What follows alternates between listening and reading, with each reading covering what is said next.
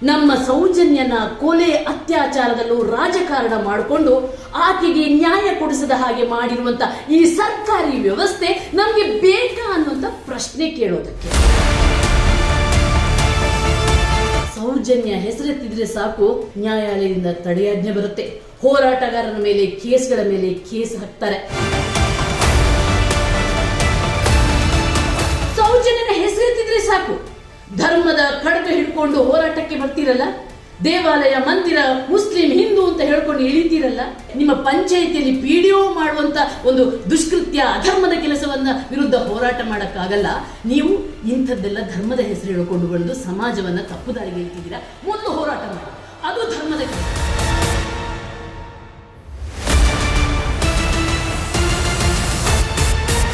ಸೌಜನ್ಯ ಪ್ರಕರಣದ ಬಗ್ಗೆ ಮತ್ತೆ ಮತ್ತೆ ಯಾಕೆ ದನಿ ಎತ್ತುತ್ತೀರಾ?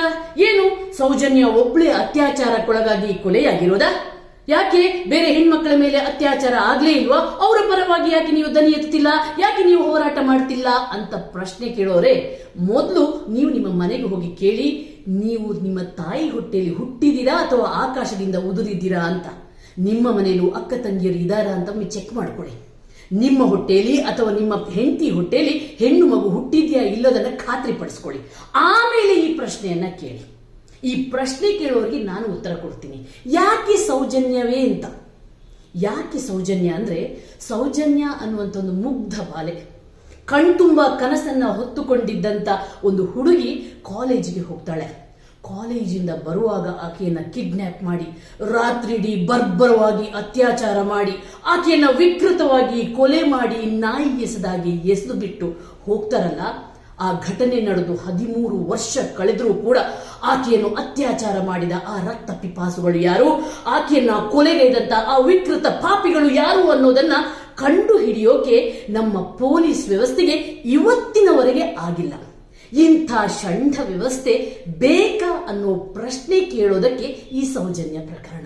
ನಮ್ಮ ಸೌಜನ್ಯನ ಕೊಲೆ ಅತ್ಯಾಚಾರದಲ್ಲೂ ರಾಜಕಾರಣ ಮಾಡಿಕೊಂಡು ಆಕೆಗೆ ನ್ಯಾಯ ಕೊಡಿಸದ ಹಾಗೆ ಮಾಡಿರುವಂತ ಈ ಸರ್ಕಾರಿ ವ್ಯವಸ್ಥೆ ನಮ್ಗೆ ಬೇಕಾ ಅನ್ನುವಂತ ಪ್ರಶ್ನೆ ಕೇಳೋದಕ್ಕೆ. ಇಂಥ ಒಬ್ಬ ಹುಡುಗಿಗೆ ನ್ಯಾಯ ಕೊಡಿಸೋಕೆ ಇಷ್ಟು ದಿನ ಆದ್ರೂ ಕೂಡ ಆಗ್ಲಿಲ್ಲಲ್ಲ, ಇಂಥ ಒಂದು ದುರ್ಬಲ ನ್ಯಾಯಾಂಗ ವ್ಯವಸ್ಥೆ ಬೇಕಾ ಅನ್ನುವಂತ ಪ್ರಶ್ನೆ ಕೇಳೋದಕ್ಕೆ.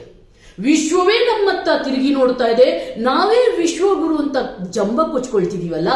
ಇಂಥ ದೇಶದಲ್ಲಿ ಒಂದು ಹೆಣ್ಣು ಮಗುವಿಗೆ ಇವತ್ತಿನವರೆಗೂ ನ್ಯಾಯ ಒದಗಿಸಕ್ಕೆ ಆಗ್ಲಿಲ್ಲಲ್ಲ, ಯಾಕೆ ಅನ್ನುವಂಥ ಪ್ರಶ್ನೆ ಕೇಳೋದಕ್ಕೆ.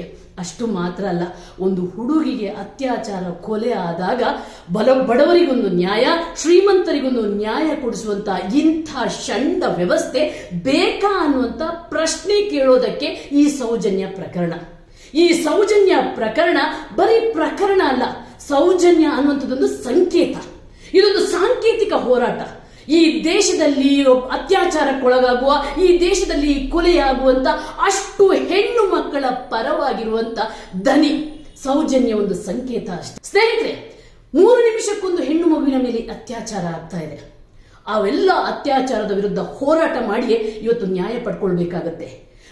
ಅವರ ಮನೆಯವರು ನ್ಯಾಯಕ್ಕಾಗಿ ಹೋರಾಟ ಮಾಡ್ತಾರೆ, ಇಲ್ವಾ ಇಡೀ ಸಮಾಜ ಹೋರಾಟ ಮಾಡ್ತದೆ. ಆ ಹೋರಾಟದ ಫಲವಾಗಿಯೇ ಇವತ್ತು ಒಂದಿಷ್ಟು ಕಾಮ ಪಿಶಾಚಿಗಳಿಗೆ, ಒಂದಿಷ್ಟು ಪಾಪಿಗಳು ಜೈಲಲ್ಲಿ ಕುಳಿತಾ ಇದ್ದಾರೆ, ಶಿಕ್ಷೆ ಆಗ್ತಾ ಇದೆ. ಆದ್ರೂ ಅದೆಷ್ಟೋ ಜೀವಗಳಿಗೆ ಇವತ್ತು ಕೂಡ ನೆಮ್ಮದಿ ಸಿಕ್ಕಿಲ್ಲ, ಅದೆಷ್ಟೋ ಆತ್ಮಗಳಿಗೆ ಇವತ್ತಿಗೂ ನ್ಯಾಯ ಸಿಕ್ಕಿಲ್ಲ. ಯಾಕಂದ್ರೆ ನಾವು ಹೋರಾಟ ಮಾಡ್ತಾ ಇಲ್ಲ, ಹೋರಾಟವನ್ನ ಕೈ ಬಿಡ್ತಾ ಇದ್ದೀವಿ ಅನ್ನೋ ಕಾರಣಕ್ಕೋಸ್ಕರ. ಒಂದು ವೇಳೆ ಹೋರಾಟ ಮಾಡಲಿಲ್ಲ ಅಂತ ಆದ್ರೆ ಇವತ್ತು 3 ನಿಮಿಷ ಅಲ್ಲ, ಇನ್ನು ಒಂದೊಂದು ಸೆಕೆಂಡ್ಗೆ ಒಂದೊಂದು ಹೆಣ್ಣು ಮಗುವಿನ ಮೇಲೆ ಅತ್ಯಾಚಾರ ನಡೆದು ಹೋದೀತು. ನಮ್ಮ ಮನೆಯ ಹೆಣ್ಣು ಮಕ್ಕಳು ಧೈರ್ಯವಾಗಿ ಬೀದಿಯಲ್ಲಿ ಓಡಾಡಕ್ಕಾಗದಂಥ ಪರಿಸ್ಥಿತಿ ಬಂದು ಹೋದೀತು. ಪ್ರತಿಯೊಂದು ಅತ್ಯಾಚಾರವನ್ನ ಧರ್ಮ ದೇವಾಲಯದ ಹೆಸರಲ್ಲಿ ಮುಚ್ಚಿ ಹಾಕುವಂತ ಪ್ರಯತ್ನಗಳು ನಡೆದು ಹೋದೀತು. ಆ ಕಾರಣಕ್ಕೋಸ್ಕರವೇ ಇವತ್ತು ಸೌಜನ್ಯ ಅನ್ನುವಂತ ಹೆಣ್ಣು ಮಗಳ ಪರವಾಗಿ, ಸೌಜನ್ಯನನ್ನ ಸಾಂಕೇತಿಕವಾಗಿ ಇಟ್ಟುಕೊಂಡು ಹೆಣ್ಣು ಮಕ್ಕಳ ಮೇಲೆ ಆಗ್ತಿರುವಂತಹ ದೌರ್ಜನ್ಯದ ವಿರುದ್ಧವಾಗಿ ಈ ಹೋರಾಟ ನಡೀತಾ ಇದೆ. ಯಾಕೆ ಸೌಜನ್ಯ ಪ್ರಕರಣವನ್ನ ಮತ್ತೆ ಮತ್ತೆ ಮತ್ತೆ ಮತ್ತೆ ಅದನ್ನ ತೆಗೆದುಕೊಳ್ತೀವಿ ಅಂತಂದ್ರೆ, ಸೌಜನ್ಯ ಹೆಸರೆತ್ತಿದ್ರೆ ಸಾಕು, ಆಕೆಯ ಪರವಾಗಿ ಹೋರಾಟ ಮಾಡಕ್ಕೆ ಪ್ರಾರಂಭ ಮಾಡಿದ್ರೆ ಸಾಕು ನ್ಯಾಯಾಲಯದಿಂದ ತಡೆಯಾಜ್ಞೆ ಬರುತ್ತೆ. ಹೋರಾಟಗಾರರ ಮೇಲೆ ಕೇಸ್ಗಳ ಮೇಲೆ ಕೇಸ್ ಹಾಕ್ತಾರೆ. ಯಾಕೆ ಅನ್ನುವ ಪ್ರಶ್ನೆ. ಹೋರಾಟ ಮಾಡಬಾರ್ದ? ಒಂದು ಹೆಣ್ಣು ಮಗುವಿಗೆ ನ್ಯಾಯ ಕೊಡಬೇಕು ಅಂತ ದನಿ ಎತ್ತಿ ಹೇಳಬಾರ್ದ? ಹಾಗಾದ್ರೆ ಈ ಸೌಜನ್ಯ ಪ್ರಕರಣದಲ್ಲಿ ಅಂಥದ್ದೇನಿದೆ? ತಡೆಯಾಜ್ಞೆ ಮೇಲೆ ತಡೆಯಾಜ್ಞೆ ತರೋದು, ನೋಟಿಸ್ ಮೇಲೆ ನೋಟಿಸ್ ಕೊಡೋದು, ದನಿ ಎತ್ತಿದವರ ದನಿ ಅಡಗಿಸುವಂತ ಕೆಲಸ ಮಾಡ್ತಿರೋದು ಯಾಕೆ ಅನ್ನುವಂತ ಪ್ರಶ್ನೆ ಕೇಳೋದಕ್ಕಾಗಿಯೇ ಈ ಹೋರಾಟ ಮಾಡ್ತಿರೋದು. ಸೌಜನ್ಯನ ಹೆಸರೆತ್ತಿದ್ರೆ ಸಾಕು, ದೇವಾಲಯ ಧರ್ಮ ಅಂತ ಹೇಳ್ಕೊಂಡು ಜಾತಿ ಜಾತಿ ಧರ್ಮದ ಮೇಲೆ ವಿಷ ಬೀಜ ಬಿತ್ತಕ್ಕೆ ಹೊರಟಿದ್ದೀರಲ್ಲ, ಖಡ್ಗ ಗುರಾಣಿ ಹಿಡ್ಕೊಂಡು ಹೋರಾಟ ಮಾಡ್ತಿದ್ದೀರಲ್ಲ, ಒಂದು ನೆನ್ಪಿಟ್ಕೊಳ್ಳಿ, ಈ ಧರ್ಮದ ಹೆಸರಲ್ಲಿ ನೀವೀಗ ಹೋರಾಟಕ್ಕೆ ಇಳಿದಿದ್ದೀರಲ್ಲ, ಧರ್ಮ ಅಂದ್ರೆ ಏನು ಅನ್ನುವಂತ ಅರ್ಥವನ್ನ ಮೊದಲು ನೀವು ತಿಳ್ಕೊಳ್ಳಿ. ಧರ್ಮ ಅಂದ್ರೆ ಸತ್ಕಾರ್ಯ, ಸದ್ವಿಚಾರ, ಉತ್ತಮ ಸತ್ಸಂಗ, ಈ ದೇಶಕ್ಕಾಗಿ ಏನೆಲ್ಲ ಒಳ್ಳೇದಿದೆಯೋ, ಸಹಬಾಳ್ವೆ, ಪ್ರೀತಿ, ವಿಶ್ವಾಸ, ಏನೆಲ್ಲ ಒಳ್ಳೆ ಗುಣಗಳಿದೆಯೋ ಅದೇ ಧರ್ಮ. ಈ ದೇಶವನ್ನ, ಈ ಸಮಾಜವನ್ನ ಉತ್ತುಂಗಕ್ಕೆ ಏರಿಸುವಂತ ಏನೆಲ್ಲ ಬೆಳವಣಿಗೆಗಳಾಗ್ತವೋ ಅವೆಲ್ಲವೂ ಕೂಡ ಧರ್ಮ. ಯಾರೆಲ್ಲ ಈ ದೇಶವನ್ನ ಅಭಿವೃದ್ಧಿ ಹೊಂದಿದ ರಾಷ್ಟ್ರವನ್ನಾಗಿಸುವ ಯಾವೆಲ್ಲ ಕೆಲಸಗಳಾಗ್ತವೋ ಅವೇ ಧರ್ಮ. ಈ ಸಮಾಜದಲ್ಲಿ ಶಾಂತಿ, ಸಮೃದ್ಧಿ, ಸಹಬಾಳ್ವೆಯನ್ನ ಯಾವುದು ಬೆಳೆಸುತ್ತೋ ಅದೇ ಧರ್ಮ.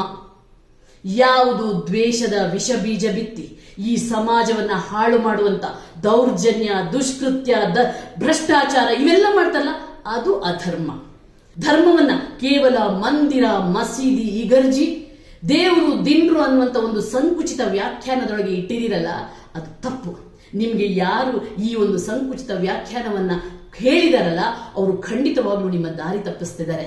ಯಾರು ಈ ಧರ್ಮಗುರುಗಳು ಈ ವ್ಯಾಖ್ಯಾನವನ್ನ ಹೇಳಿಕೊಟ್ಟಿದಾರಲ್ಲ, ಅವರು ಷಡ್ಯಂತ್ರಿಗಳು, ಅವರು ಕುತಂತ್ರಿಗಳು.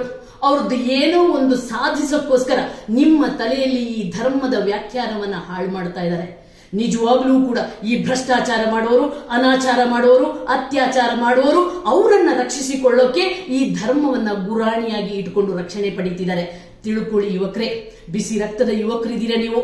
ಹಾಗಾಗಿ ಯಾರ ವಿರುದ್ಧ ಅನ್ಯಾಯ ಆಗ್ತದೋ, ದೌರ್ಜನ್ಯ ಆಗುತ್ತೋ, ಅವರೆಲ್ಲರೂ ಕೂಡ ಅಧರ್ಮಿಗಳು. ಅವ್ರು ಎಂಥದೇ ಧರ್ಮದವರಾಗಿರ್ಲಿ, ಅವ್ರು ಎಂಥದೇ ಧರ್ಮಗುರುಗಳಾಗಿರ್ಲಿ, ಅವರು ದೇವಾಲಯದ ಮುಖಂಡರೇ ಆಗಲಿ, ಮಸೀದಿಯ ಮುಖಂಡರೇ ಆಗಲಿ, ಇಗರ್ಜಿಯ ಮುಖಂಡರೇ ಆಗಿರ್ಲಿ, ಅವ್ರು ಯಾರಿದ್ರು ಕೂಡ ಅಧರ್ಮಿಗಳು. ಹಾಗಾಗಿ ಇಲ್ಲಿ ಯಾಕೆ ಈ ರೀತಿಯ ಧರ್ಮವನ್ನ ತರ್ತಿದ್ದಾರೆ ಅಂತಂದ್ರೆ, ಅತ್ಯಾಚಾರ ಮಾಡೋಣ, ನಾವು ಧರ್ಮದ ಹೆಸರು ಹೇಳ್ಕೊಂಡ ಇದೇ ರೀತಿ ಧರ್ಮದ ಒಂದು ಕವಚದೊಳಗೆ ತಾವು ಅಡಗಿ ಕೂತ್ರೆ ನಮ್ಮನ್ನ ರಕ್ಷಿಸುವವರು, ರಕ್ಷಣೆ ಸಿಗುತ್ತೆ ನಮಗೆ, ನಾವು ಇನ್ನೂ ಅತ್ಯಾಚಾರಗಳನ್ನ ಮಾಡಬಹುದು ಅನ್ನೋ ಕಾರಣಕ್ಕೋಸ್ಕರ ಇಂತಹ ಧರ್ಮದ ಗುರಾಣಿಯನ್ನ ಇಟ್ಕೊಳ್ತಿದ್ದಾರೆ.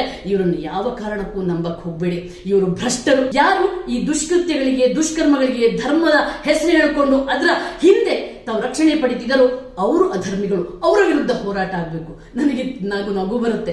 ಯಾವಾಗ್ಲೂ ಈ ಧರ್ಮದ ಬಗ್ಗೆ ದೊಡ್ಡದಾಗಿ ಮಾತಾಡುವವರು ಬೆಳಿಗ್ಗೆ ಎದ್ದು ನನಗೆ ಫೋನ್ ಮಾಡ್ತಾರೆ, ಮೇಡಮ್ ಇಲ್ಲಿ ನಮ್ಮ ಪಂಚಾಯತಿಯವರು ನೀರು ಬಿಡಲ್ಲ, ಇಲ್ಲಿ ನಮ್ಮ ಪಂಚಾಯತಿಯವರು ಕರೆಂಟ್ ಕೊಡಲ್ಲ, PDO ಅಷ್ಟು ಭ್ರಷ್ಟಾಚಾರ ಮಾಡದ, ಶಾಸಕ ಇಷ್ಟು ಭ್ರಷ್ಟಾಚಾರ ಮಾಡಿದ್ರು, ಇಲ್ಲಿ ಮರಳುಗಾರಿಕೆ ನಡೀತಿದೆ, ರೆಡ್ ಬಾಕ್ಸೈಡ್ ನಡೀತಿದೆ, ಸರ್ಕಾರ ಈ ರೀತಿ ಅನ್ಯಾಯ ಮಾಡ್ತಿದೆ ಅಂತ. ಅದು ಅಧರ್ಮ. ನಿಮಗೆ ನಿಮ್ಮ ಪಂಚಾಯತಿಯಲ್ಲಿ PDO ಮಾಡುವಂತ ಒಂದು ದುಷ್ಕೃತ್ಯ, ಅಧರ್ಮದ ಕೆಲಸವನ್ನ ವಿರುದ್ಧ ಹೋರಾಟ ಮಾಡಕ್ಕಾಗಲ್ಲ. ನೀವು ಇಂಥದ್ದೆಲ್ಲ ಧರ್ಮದ ಹೆಸರು ಹೇಳಿಕೊಂಡು ಬಂದು ಸಮಾಜವನ್ನ ತಪ್ಪು ದಾರಿಗೆ ಎಳ್ತಿದ್ದೀರಾ. ಮೊದಲು ಹೋರಾಟ ಮಾಡಿ, ಅದು ಧರ್ಮದ ಕೆಲಸ. ಅದು ನೀವು ಅಧರ್ಮದ ವಿರುದ್ಧ ಹೋರಾಟ ಮಾಡುವಂಥದ್ದು. ಈ ಸಮಾಜ ಸುಭಿಕ್ಷವಾಗಿರ್ಬೇಕಂದ್ರೆ ಭ್ರಷ್ಟಾಚಾರ ಹೋಗ್ಬೇಕಾಗತ್ತೆ, ಅನ್ಯಾಯಗಳು, ಅತ್ಯಾಚಾರಿಗಳು ಹೋಗ್ಬೇಕಾಗತ್ತೆ. ಸ್ನೇಹಿತರೆ, ಒಂದು ತಿಳ್ಕೊಳ್ಳಿ, ಸೌಜನ್ಯ ಹೋರಾಟ ಅನ್ನುವಂಥದ್ದು ನಮ್ಮ ತುಳುವಿನಲ್ಲೊಂದು ಮಾತಿದೆ, ಉಮಿತ್ತತ್ತು ಅಂತ. ಅಂದ್ರೆ ಈ ಭತ್ತದ ಹೊಟ್ಟಿದೆಯಲ್ಲ, ಆ ಹೊಟ್ಟೊಳಗಿರುವಂತ ಕಿಡಿ ಯಾರಿಗೂ ಗೊತ್ತಾಗಲ್ಲ, ಆದ್ರೆ ಅದು ಒಳಗೊಳಗೆ ಆ ನೋವನ್ನ, ಆ ಆಕ್ರೋಶವನ್ನ ಹಿಡಿದಿಟ್ಕೊಳ್ಳುತ್ತೆ. ಅದು ಯಾವಾಗ ಬೆಂಕಿಯಾಗಿ ಸ್ಫೋಟಗೊಳ್ಳುತ್ತೆ, ಇಡೀ ಸಮಾಜವನ್ನ ಸುಟ್ಟು ಹಾಕುತ್ತೆ ಅಂತ ಹೇಳಕ್ಕಾಗಲ್ಲ. ಹಾಗಾಗಿ ಇಲ್ಲಿ ನೊಂದವರು ಆಕ್ರೋಶ ವ್ಯಕ್ತಪಡಿಸ್ತಿದ್ದಾರೆ. ಅವರ ಒಳಗೆ ಬೆಂಕಿಯ ಕಾವು ಏರ್ತಾ ಇದೆ. ಯಾವಾಗ ಸೌಜನ್ಯಳಂತಹ ಹೆಣ್ಣು ಮಕ್ಕಳಿಗೆ ನ್ಯಾಯ ಸಿಗಲ್ವೋ, ಅವರಿಗೆ ಎಲ್ಲುವರೆಗೆ ಅವರ ಕೊಲೆಗಾರನಿಗೆ ಶಿಕ್ಷೆ ಆಗಲ್ವೋ, ಅಲ್ಲಿವರೆಗೆ ಹೋರಾಟ ನಡೆಯುತ್ತೆ. ನೀವು ಎಷ್ಟೇ ದೊಡ್ಡ ಶ್ರೀಮಂತರಾಗಿರ್ಲಿ, ಎಂಥ ದೊಡ್ಡ ಧರ್ಮಗುರುವೇ ಆಗಿರ್ಲಿ, ಅಥವಾ ಯಾವನೇ ಆಗಿರ್ಲಿ, ಖಂಡಿತವಾಗ್ಲೂ ಕೂಡ ಸತ್ಯಕ್ಕೆ ಜಯ ಸಿಕ್ಕಿಯೇ ಸಿಗುತ್ತೆ. ಜನ ಹೋರಾಟ ಮಾಡಿಯೇ ಮಾಡ್ತಾರೆ. ಅಲ್ಲಿವರೆಗೆ ನಿಮ್ಮ ಕಮೆಂಟ್ಗಳು, ನಿಮ್ಮ ಹೇಳಿಕೆಗಳು ಬರ್ತಾ ಇರಲಿ. ನಮ್ಮ ಹೋರಾಟ ಹೆಣ್ಣು ಮಕ್ಕಳ ಮೇಲಾಗುವಂತ ಅತ್ಯಾಚಾರದ ವಿರುದ್ಧ, ನಮ್ಮ ಹೋರಾಟ ಭ್ರಷ್ಟಾಚಾರಿಗಳ ವಿರುದ್ಧ, ದುಷ್ಟರ ವಿರುದ್ಧ, ಈ ಷಂಡ ವ್ಯವಸ್ಥೆಯ ವಿರುದ್ಧ ಅನ್ನೋದನ್ನ ನೆನ್ಪಿಟ್ಕೊಳ್ಳಿ.